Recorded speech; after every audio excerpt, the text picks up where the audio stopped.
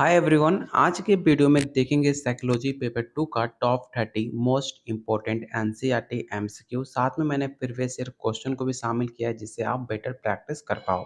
तो चलिए शुरू करते हैं आज का पहला क्वेश्चन। लेकिन उससे पहले आपको बता दें कि अगर आप बिहार स्टेट या बीपीएससी 3.0 की तैयारी कर रहे हैं जो आपके पेपर में सिर्फ 20 दिनों का समय बचा हुआ है, अगर आप चाहते हो फर्स्ट अटेम्प्ट में पेपर क्वालिफाई करना, तो आप लोग के लिए practice set plus NCERT chapter wise class 11 और क्लास 12 का, साथ में आपको मोस्ट इम्पोर्टेंट एमसीक्यू दिया जाएगा जो आपके पेपर के लिए काफ़ी ज़्यादा इंपॉर्टेंट है।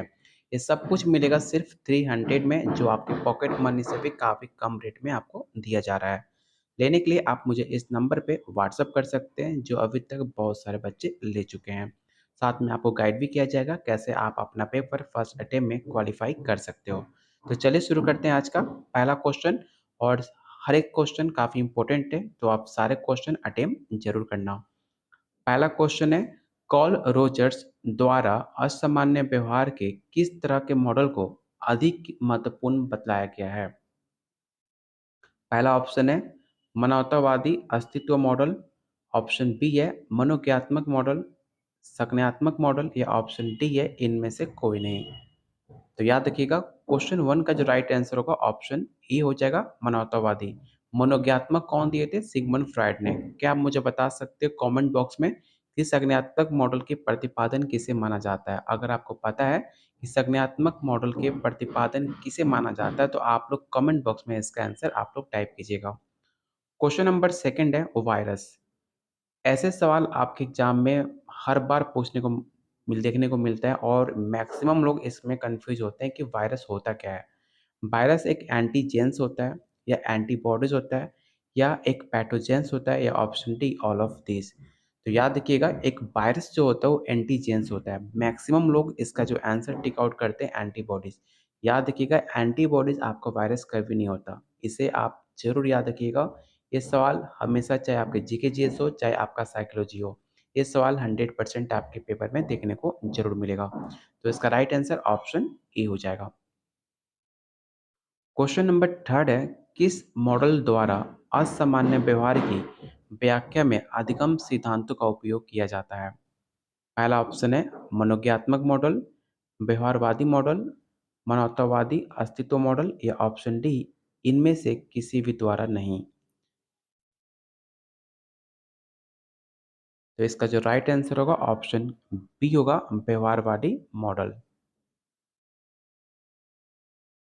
दुर्गंधि में व्यक्ति भीड़ भाड़ वाले स्थानों या बाजार आदि में जाने से डरता है क्योंकि कल ही मैंने आपको बताया था ऐसे बहुत सारे लोग हैं जो भीड़ भाड़ वाली जगहों से जाने से बचते हैं, तो उसे हम क्या कहते हैं?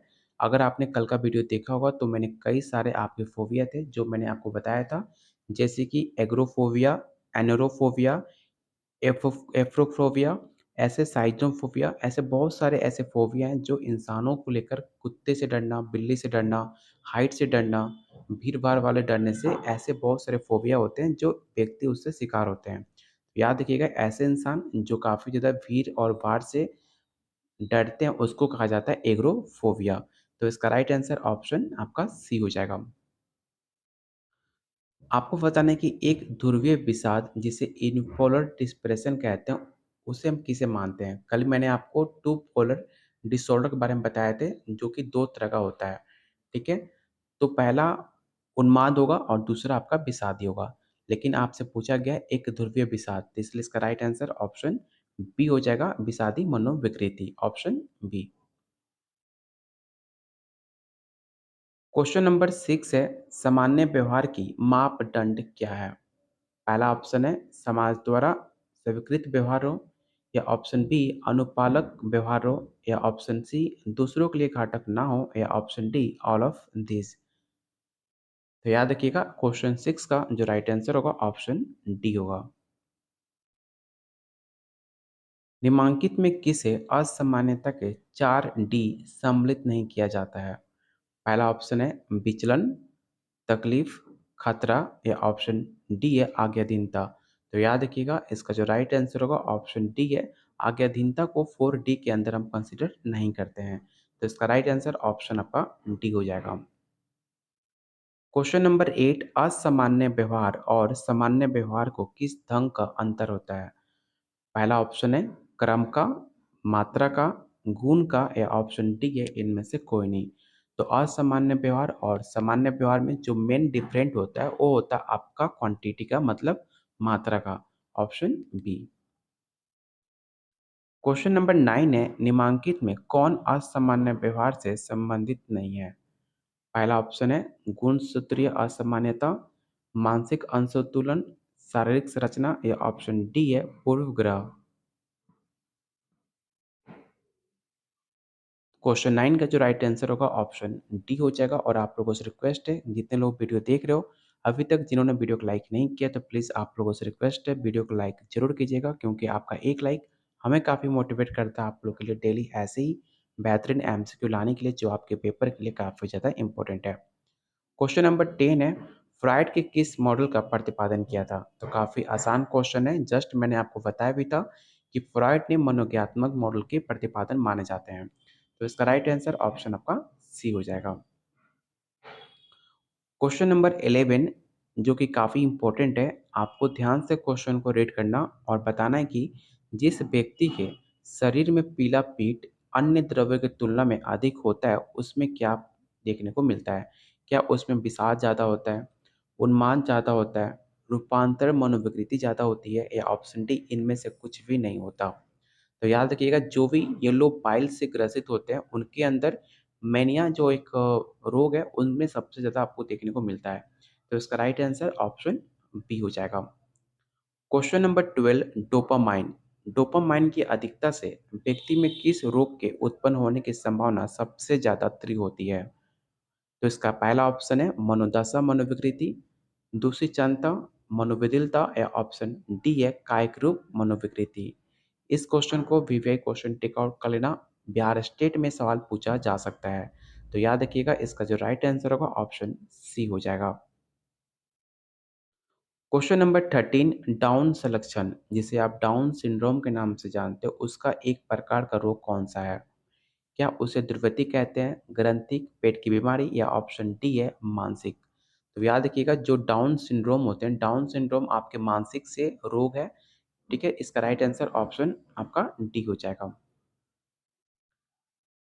क्वेश्चन नंबर 14 आपको बताना है कि निम्नलिखित में कौन स्रावी विकृति नहीं है? पहला ऑप्शन है चिंता विकृति, मनोविदिलता, डोपाटी या ऑप्शन डी है एक्सटर्नल विकृति।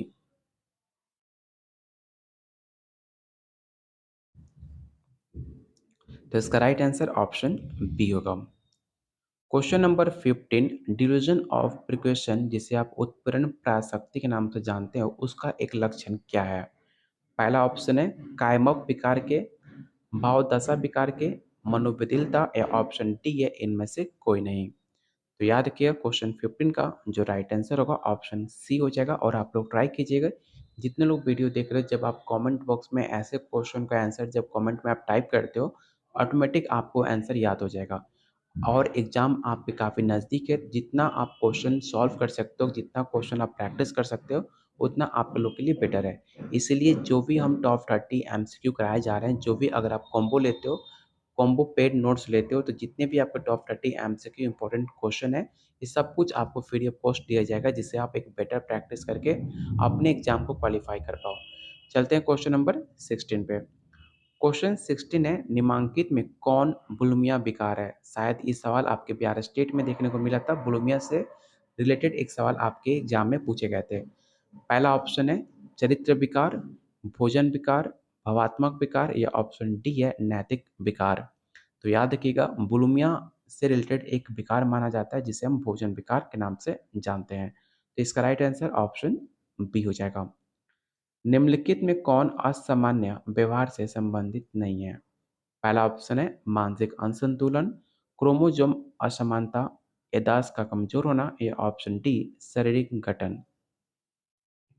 बात कीजिए असामान्य व्यवहार से तो याद रखिएगा याददाश्त का कमजोर होना असामान्य व्यवहार से आपका संबंधित नहीं है। तो इसका राइट आंसर ऑप्शन आपका सी हो जाएगा।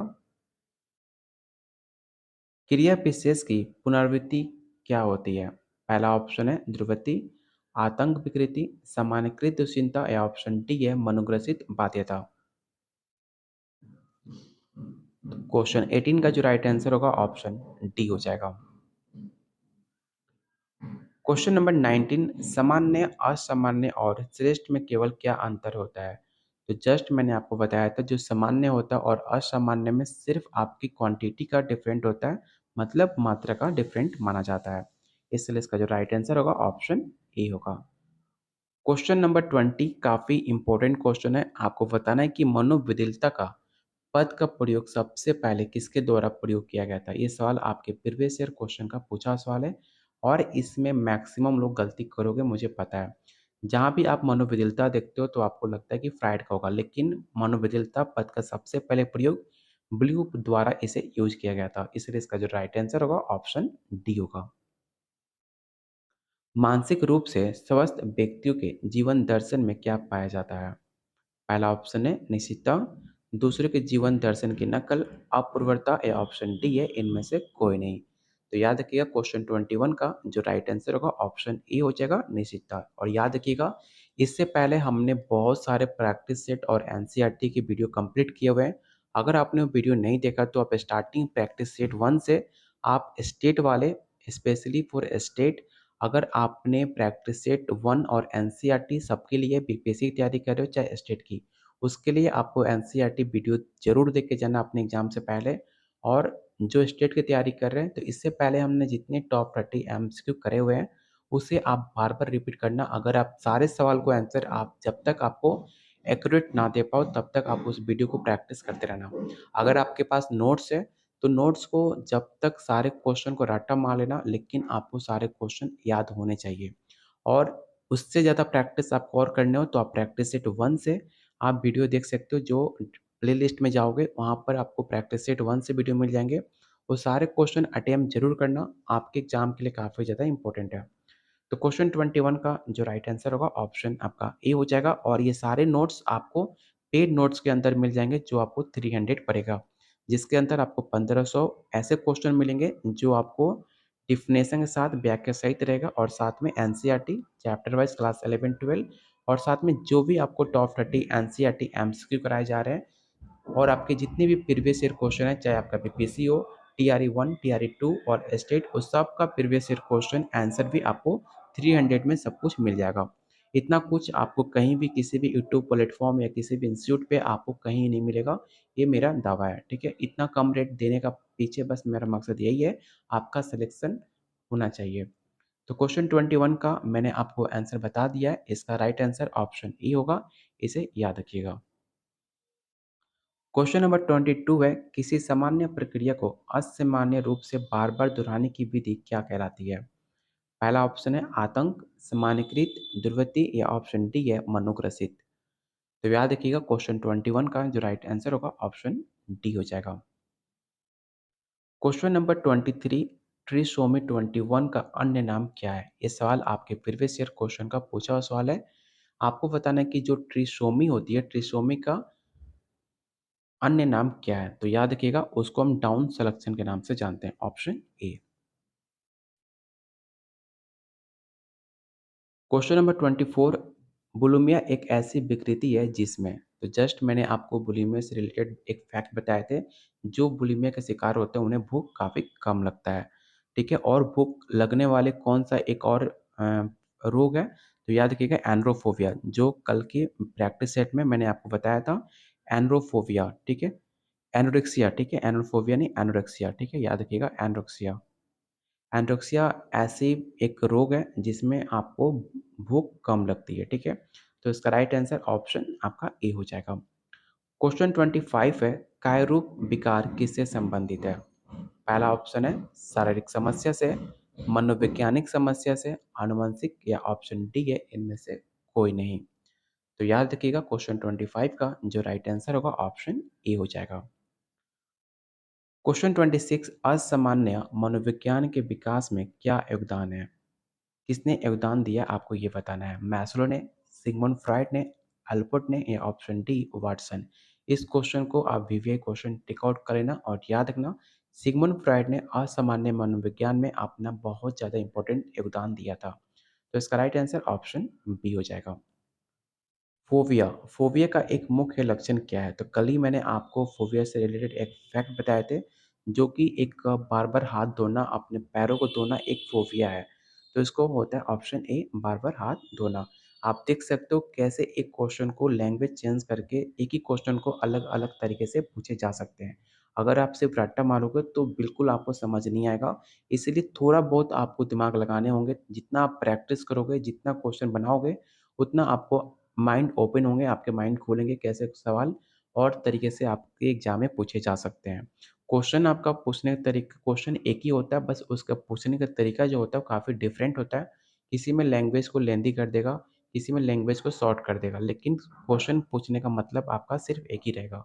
तो बस लैंग्वेज चाहे जितना लेंदी हो, चाहे आपका शॉर्ट हो, अगर आप ध्यान से क्वेश्चन को रीड करते हो तो आपको आंसर ऑटोमैटिक आपको मिल जाएगा। जभी भी आप पेपर देने जाओ, खुद को काफ़ी कूल रखो, काफ़ी शांत रखो। कभी भी ज़्यादा एक्साइटमेंट, ज़्यादा बोल-चाल, अगल-बगल में ज़्यादा बातचीत नहीं करनी चाहिए। ऐसा करने से आपका माइंड जो होता है डिस्ट्रैक्ट होता है और एक जगह शांत नहीं रह पाता। जब आप क्वेश्चन सॉल्व करने जाओगे, तो बगल का, अगल का, बागल का जो पहले की बातें आपको याद आएँगी। इसलिए जब भी आप सेंटर में एंट्री करते हो, खुद को काफ़ी ज़्यादा कूल रखो, पानी पियो और शांत रहो। जब आप पेपर देने जाओगे तो आपका माइंड काफ़ी रिलैक्स होगा और आपको सारी बातें आपको याद आएँगी, जो आपने प्रैक्टिस और जो आपने याद किया है। तो इसका जो राइट आंसर होगा ऑप्शन ए हो जाएगा। क्वेश्चन नंबर 28 आपको बताना है कि मनोविकलता के रोगी का सबसे मुख्य लक्षण क्या है? तो उम्मीद करता हूँ इसका आंसर आप सबको पता होगा। पहला ऑप्शन है भूख नहीं लगना, अलग-थलग रहना, वास्तविक जगह से टूट जाना या ऑप्शन डी है रोना और चिल्लाना। तो रोना-चिल्लाना बिल्कुल आपको नहीं है, लेकिन मनोविकलता का जो सबसे मुख्य लक्षण है वो है वास्तविक जगह से टूट जाना। तो इसका राइट आंसर ऑप्शन सी हो जाएगा।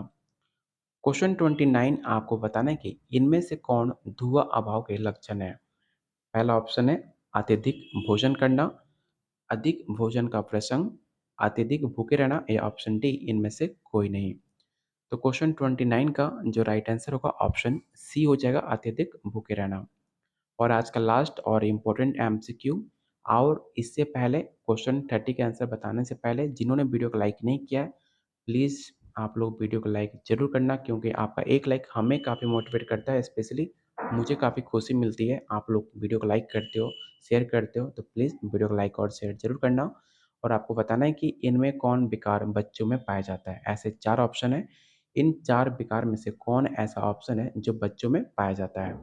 पहला ऑप्शन है दुश्चिंता विकार, पीड़ा विकार, विभ्रांति या ऑप्शन डी है अवधान न्यूनता अतिक्रिया विकार। तो इसका जो राइट आंसर होगा ऑप्शन आपका डी हो जाएगा। तो ये रहा आज का top 30 most important NCERT MCQ. उम्मीद करता हूँ आपको वीडियो पसंद आई होगी। तो प्लीज़ वीडियो को लाइक और शेयर करके जाना अपने दोस्तों में, अपने ग्रुप्स में। और अभी तक आपने चैनल को सब्सक्राइब नहीं किया तो प्लीज़ आप लोगों से रिक्वेस्ट है चैनल को ज़रूर सब्सक्राइब कर लेना। जब तक आपका सिलेक्शन नहीं हो जाता, डेली आपको साइकोलॉजी से रिलेटेड जितने भी इम्पोर्टेंट क्वेश्चन हैं, आपको फ्री ऑफ कॉस्ट डेली शाम 7 बजे आपको कराए जाएँगे।